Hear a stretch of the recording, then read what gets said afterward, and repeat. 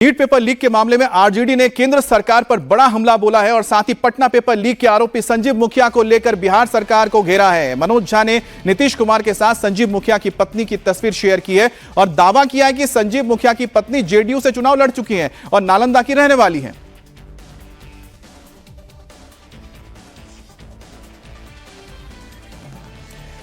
तो यहां पर आरोपी संजीव मुखिया की पत्नी की तस्वीर सामने आई है और आरजेडी की ओर से यह आरोप लगाया जा रहा है कि वो जेडीयू के टिकट पर चुनाव लड़ चुकी हैं। संजीव मुखिया नालंदा से आते हैं और नालंदा गृह क्षेत्र है नीतीश कुमार का। ऐसे में विपक्ष को, खासतौर पे आरजेडी को मौका मिला है कि वो सत्तारूढ़ जेडीयू को इस वक्त घेरे और इस मुद्दे पर एक तस्वीर भी जारी की गई है, जिस तस्वीर में नीतीश कुमार के साथ संजीव मुखिया की जो पत्नी है वो नजर आ रही हैं और यहां पर आरजेडी का तो दावा यह भी है कि संजीव मुखिया की पत्नी जेडीयू से चुनाव लड़ चुकी हैं।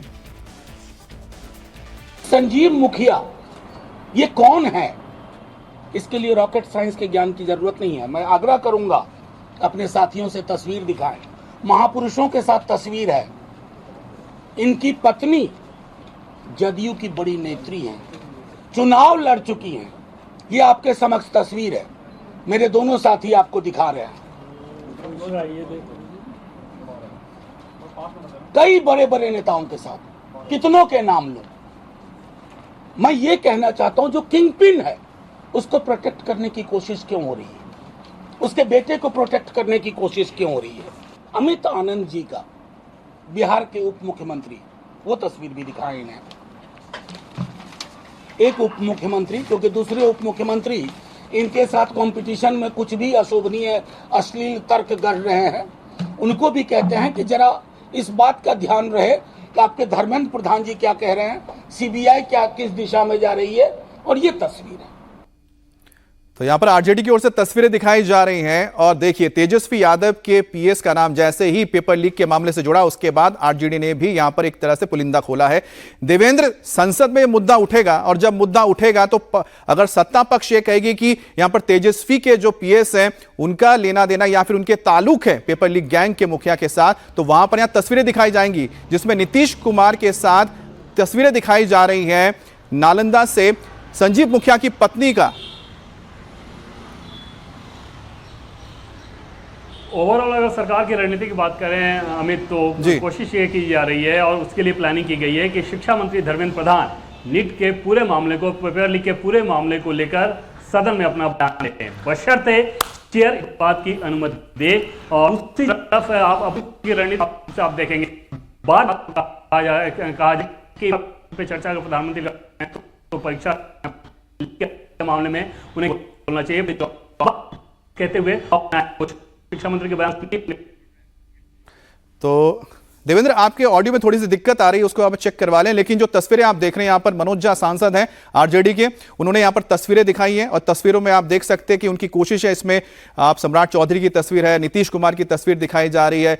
तो कहीं ना कहीं यहां पर एक तरह से विपक्ष ने अपना भी पूरा, आप कह सकते हैं कि साजो सामान हथियार तैयार कर लिए हैं। जब संसद में भिड़ेंगे आमने सामने पक्ष और विपक्ष नीट पेपर लीक के मुद्दे को लेकर, तो इसी तरह से यहां पर गोला बारूद का इस्तेमाल होगा जिसमें तस्वीरें मुख्य रोल प्ले करने जा रही है। हम देवेंद्र के पास भी जाएंगे, उससे पहले नीतीश भी हमारे साथ जुड़े हैं, नीतीश के साथ बात करते हैं। नीतीश, एक छोटा सा आपसे रिएक्शन हम लेना चाहेंगे क्योंकि जो तस्वीर सामने आई है इसकी क्या सच्चाई है। नीतीश के पास भी हम जाएंगे, लेकिन उससे पहले एक बड़ी खबर आपको बता देते हैं।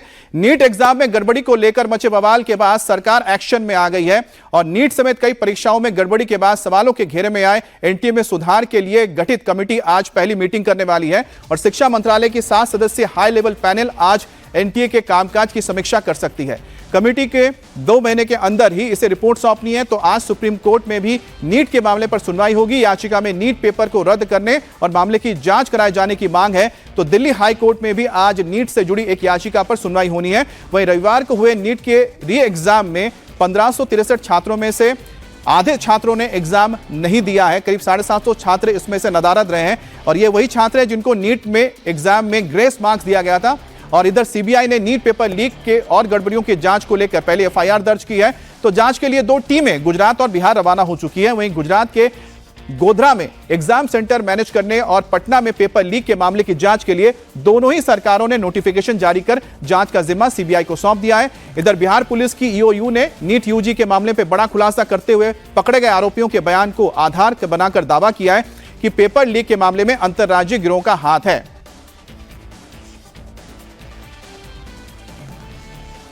तो नीतीश हमारे साथ जुड़े हुए। नीतीश, पहली चीज तो यह है कि पेपर लीक को लेकर कई सारे तथ्य सामने आए हैं।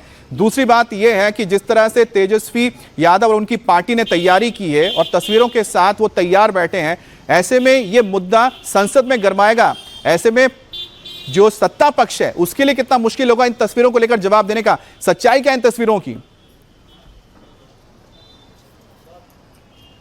जी हाँ, बिल्कुल। और जैसे ही तेजस्वी यादव के पीएस का कनेक्शन सिकंदर यादवेंदु से जुड़ा, जो कि इस पूरे नीट पेपर लीक में एक अहम किरदार नज़र आ रहा है, उसके बाद से तेजस्वी के लिए जाहिर है बचाव के लिए एक बड़ा ये मुद्दा मिल गया, ये बड़ी तस्वीर उसे मिल गई है।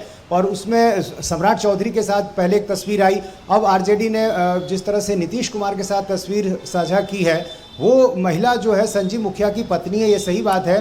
वो जेडीयू में रही है, तो जाहिर है नीतीश कुमार के साथ तस्वीरें भी हैं। और लेकिन उन्होंने चुनाव जो लड़ा था संजीव मुखिया की पत्नी ने, वो एलजेपी के टिकट पे लड़ा था पिछले विधानसभा चुनाव में। जेडीयू में थी लेकिन आखिरी समय में टिकट नहीं मिला, तो वो एलजेपी से चुनाव लड़ी थी। जेडीयू से चुनाव वो नहीं लड़ी है, जो मेरी जानकारी है।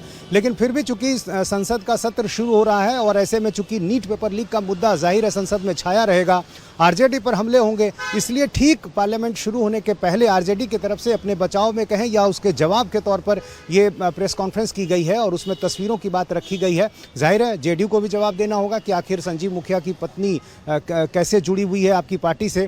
तो दोनों तरफ से जवाब, आरोप प्रत्यारोप देखने को मिलेंगे।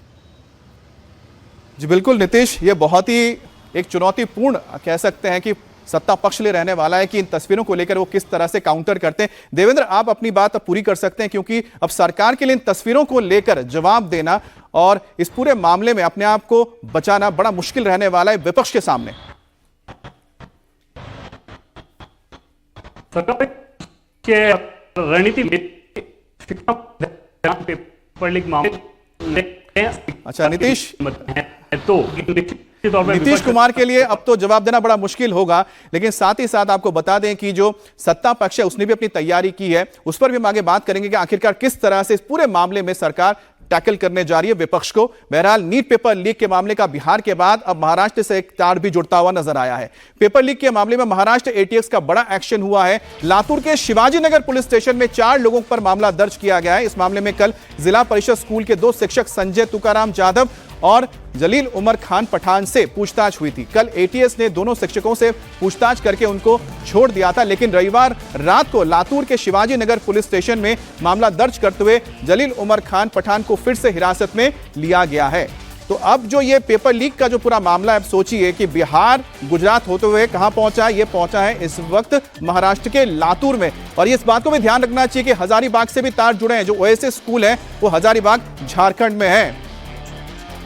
और हमारे साथ साकेत जुड़ गए हैं। साकेत, अब ये पूरा का पूरा जो कनेक्शन है बिहार गुजरात से होता हुआ पहुंचा है महाराष्ट्र के लातूर, क्या वहां पर हुआ, किस तरह से ये पूरी खबर सामने आई?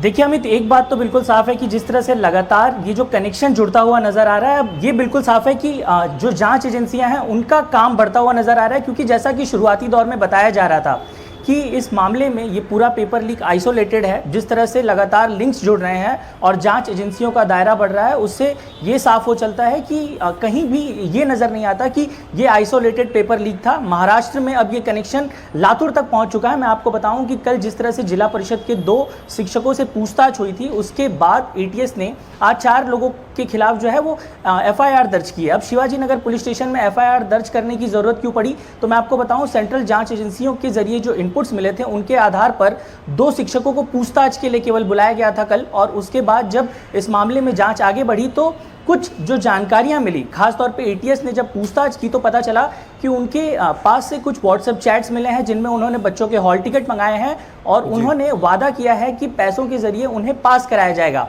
अब ये कैसे मुमकिन है? अगर पेपर लीक से मामला जुड़ा हुआ हो तभी ये हो सकता है। और इसमें जो सबसे महत्वपूर्ण मुद्दा है वो ये कि एक गंगाराम नाम का व्यक्ति है जो दिल्ली का बताया जा रहा है और महाराष्ट्र के अलग अलग हिस्सों से भी जुड़ा हुआ हो सकता है। उसकी खोजबीन चल रही है, उसके बारे में फिलहाल बहुत ज़्यादा जानकारी नहीं है, लेकिन ऐसा बताया जा रहा है कि वो और संजय तुकाराम ये दोनों एक दूसरे से इंटरलिंक थे और इन दोनों के जरिए जो बातें हुई उसके आधार पर ही एटीएस ने इन्हें जो है आरोपी बनाया है और उसके बाद शिवाजी नगर पुलिस स्टेशन में मामला दर्ज किया गया है। पुलिस सूत्रों के मुताबिक मैं आपको बताऊं कि लगातार जिस तरह से इस तरह के मामले सामने आ रहे हैं उसके बाद कई कनेक्शंस जुड़े हुए हैं। अब देखना ये होगा कि गंगाराम जो कि इसमें अहम भूमिका निभाता हुआ नजर आ रहा है उसका क्या रोल है। क्या ये मामला पेपर लीक से जुड़ा हुआ है या फिर ये बच्चों को ठगने का मामला है, ये किस तरह का मामला है, ये जांच एजेंसियों को पता करना होगा। लेकिन फिलहाल तो यही नजर आता है कि जो पूरा पेपर लीक का मामला है वो सिर्फ 2 राज्यों तक सीमित नहीं रहा, ना ही बिहार और ना ही गुजरात, महाराष्ट्र में भी इसमें जुड़ा है। और जिस तरह से हजारीबाग के स्कूल से यानी ओएसएस स्कूल से तमाम चीजें निकलकर सामने आए उससे तो जाहिर है कि झारखंड भी एक और राज्य जुड़ गया। तो 4 राज्य इसमें फिलहाल इन्वॉल्व है। और बिहार के नवादा में सीबीआई पर हमला मामले में पुलिस ने 4 लोगों को गिरफ्तार कर लिया है। शनिवार को नवादा में यूजीसी नेट पेपर लीक के मामले में मोबाइल लोकेशन पर दिल्ली से पहुंची सीबीआई की टीम के अधिकारियों की पिटाई कर दी गई। टीम बिहार के नवादा जिले के कसियाढिया गांव पहुंची थी। हालांकि हमले की जानकारी जैसे ही पुलिस को लगी, पुलिस भी मौके पर पहुंची। पहले जानकारी मिली थी कि ग्रामीणों ने सीबीआई टीम को नकली समझकर हमला कर दिया था, लेकिन असल में जब टीम ने कार्रवाई के तहत पेपर लीक में इस्तेमाल हुए फोन को जब्त किया तो तुरंत ही आरोपी के परिवार समेत ग्रामीणों ने उन पर हमला बोल दिया। अधिकारियों से मारपीट की गई और गाड़ियों में तोड़फोड़ की गई। अब सीबीआई की जांच टीम ने नवादा जिले के टाउन थाना पुलिस को एक महिला कांस्टेबल समेत सीबीआई के 4 अधिकारियों के बचाने के लिए फोन किया, जिसके बाद उन्हें बचाया गया। अब दिल्ली से आई सीबीआई की टीम 18 जून को हुई यूजीसी नेट परीक्षा के पेपर लीक के मामले में जांच करने नवादा पहुंची थी। वहीं सीबीआई ने घटनास्थल से 2 मोबाइल फोन भी जब्त किए हैं।